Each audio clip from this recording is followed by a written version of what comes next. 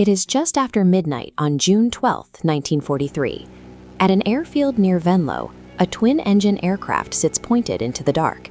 Inside is Major Werner Streib, one of the Luftwaffe's most experienced pilots, strapped into a machine that has barely been tested.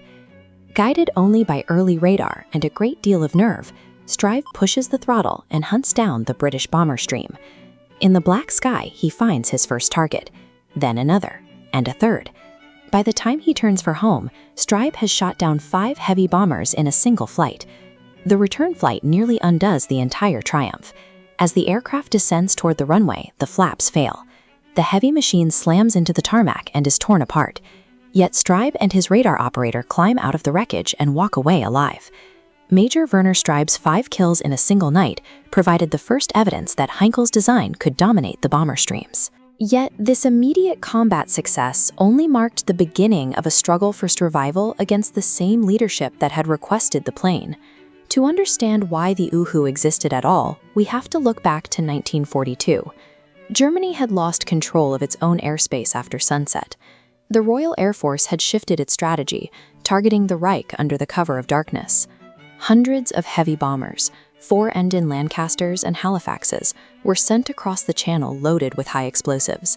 They droned toward German cities in massive streams, devastating industrial centers while the population slept. Navigating among them was a specific aircraft German pilots grew to despise, the Havilland Mosquito. Constructed largely of wood, it was lightweight, incredibly fast, and nearly impossible to catch. It roamed over the Reich seemingly at will. The standard German night defenses could not keep up. They relied on a patchwork of converted day fighters and aging twin-engine planes that lacked the speed to catch a Mosquito. Faced with an overwhelming tactical disadvantage and cities burning night after night, the German Air Ministry was forced to reconsider options they had previously dismissed. A rejected, highly advanced concept suddenly seemed necessary.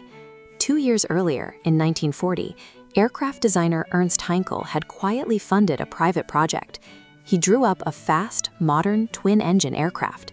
The Air Ministry initially flatly rejected it, calling the proposal too expensive and entirely too radical.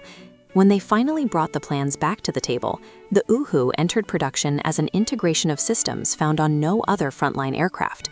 The crew sat in a cockpit pushed to the extreme front of the long nose, providing an unobstructed view into the black sky, while advanced radar arrays tracked the bomber streams. The airframe bristled with heavy cannons mounted in the fuselage, angled straight upward. This allowed the Uhu to slide beneath the bomber and rake it from below with high explosive shells, striking the unprotected bellies where British crews never looked. But operating this machine came with a grim physical reality. Sitting right at the nose meant the crew was positioned ahead of 2 massive engines. In a burning, plummeting aircraft, trying to climb out and jump past those spinning propellers in total darkness was almost guaranteed suicide. To solve this, Heinkel installed a blast mechanism powered by compressed air. If a crew lost their aircraft, pulling a handle would catapult them violently up and out, clearing the deadly arcs of the propellers, saving them from the plummeting aircraft. A doomed crew pulled that handle and survived, making the Uhu one of the very first aircraft in history to save men with ejection seats. By every metric of speed, superior firepower, and absolute survivability, the machine delivered what was promised. The test pilots and combat crews loved it. But the fight in the air was immediately undermined by the fight in the boardroom. The German military leadership was paralyzed by personal rivalries. Erhard Milch, the man in charge of German aircraft production, actively opposed the Uhu. He argued that the design was too complex to manufacture and refused to dedicate factory space to a low-volume, complicated airframe.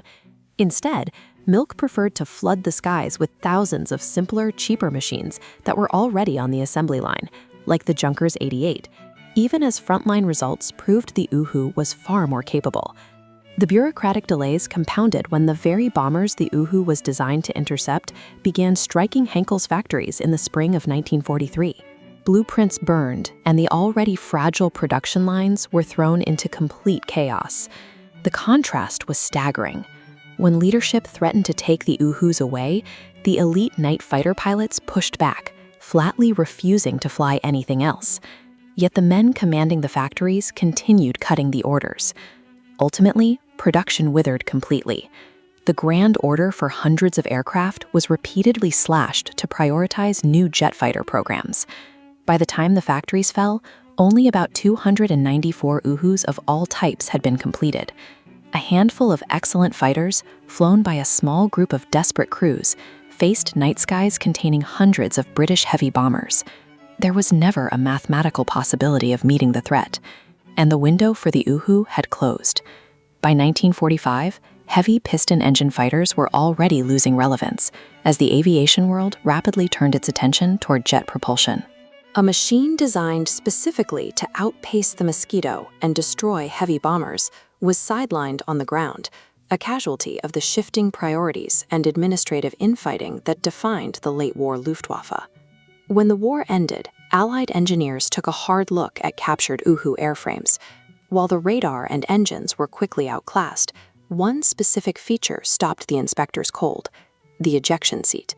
What began as a practical workaround to keep a crew out of their own propellers pointed straight at the future of aviation. Within a decade, ejection seats evolved into the mandatory standard safety equipment for every major air force on Earth. Which leaves us with a lingering question.